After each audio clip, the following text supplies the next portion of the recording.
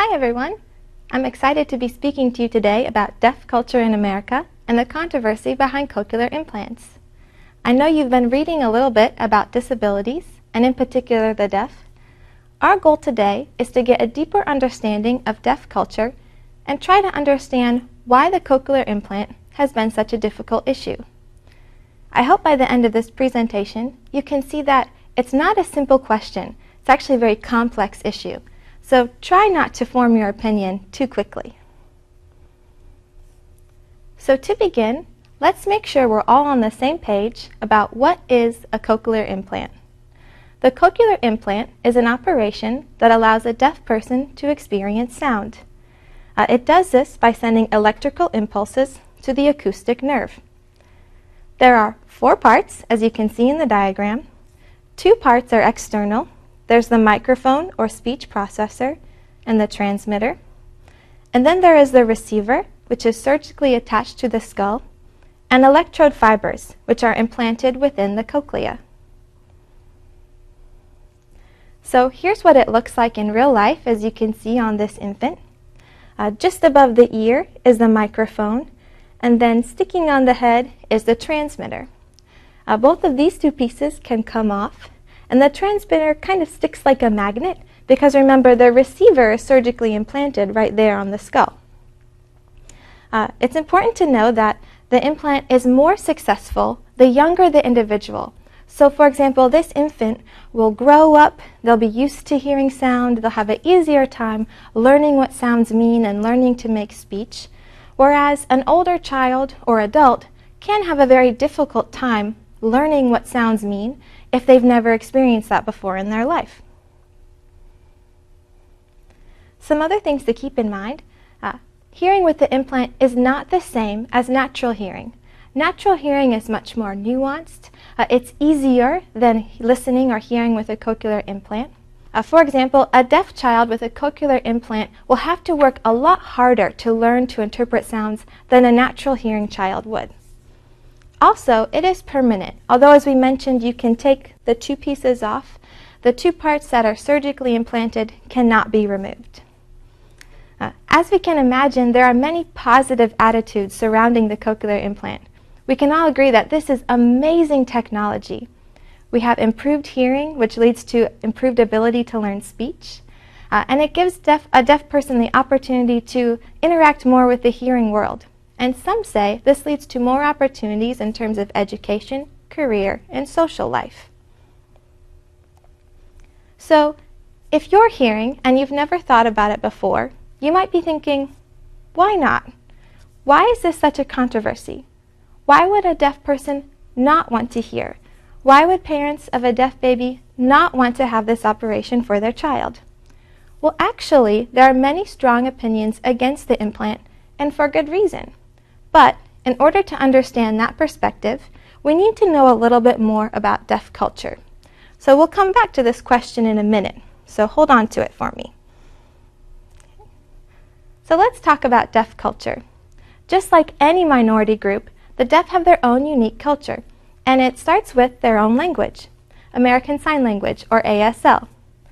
There's a common misconception that sign language is just a translation of English words into sign, but actually that's not true at all. It's a complete language of its own, with its own grammar and its own structure.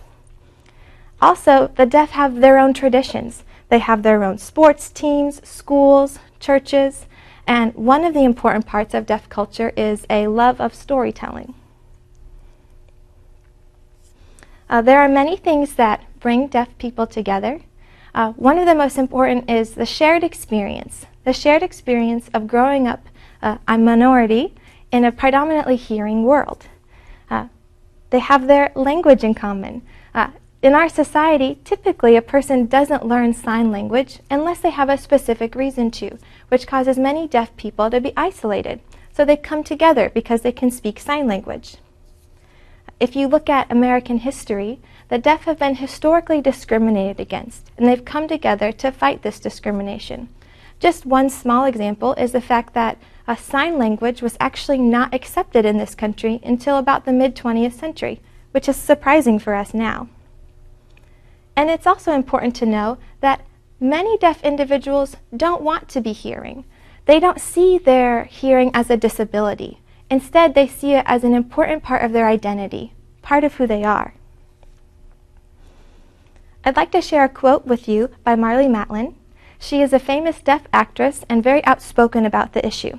And she says about her deafness, "I don't want to change it. I've been raised deaf. I'm used to the way I am. Why would I ever want to change it? I'm happy." And these kind of attitudes are common. So I want you to stop and think for a minute. Think about your culture. Think about something that you feel is really unique to you or important to who you are, important to your identity. Now imagine that someone or a group of people wants to change that about you. How would that make you feel? So think about that as we try to understand this perspective. Now this brings us back to the cochlear implant debate. So maybe now you can see why this issue has been difficult, why it's controversial. As we've said, many people don't feel like deafness is a problem that needs to be fixed. Instead, they just see it as part of who they are, part of their identity.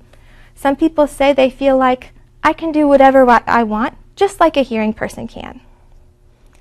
There's also a really strong value of deaf culture, a value of growing up surrounded in a culture where there are people like you and you feel comfortable, compared to trying to fit into a hearing world where, even with a cochlear implant, maybe you'll never quite feel like you fit in. This causes people to question, why are we trying to become hearing when we already have a beautiful language, sign language, and maybe that's the most natural for us to learn? And last, the implants do have risks. They're not always successful, which can lead to disappointment.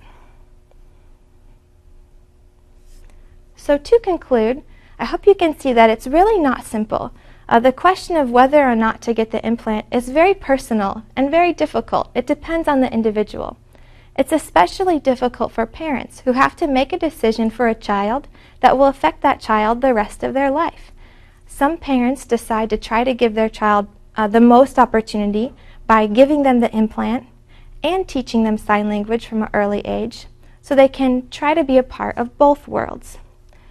Ideally, as we think about the future, we can try to think of ways to bring these two worlds together. So that concludes our lecture today. I've enjoyed speaking with you, and I hope I've given you some things to think about.